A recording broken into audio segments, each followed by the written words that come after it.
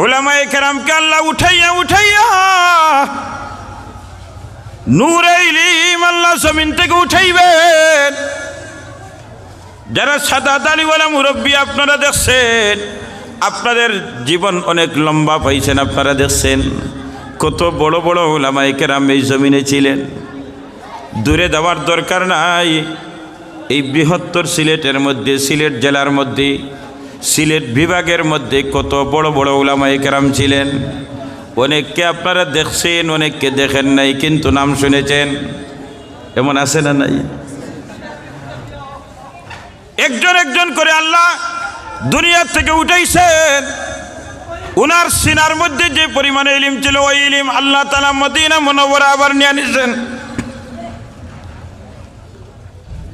গতকাল একজন আল্লাহর ওয়ালি জমিন থেকে উঠাইছেন। আপনারা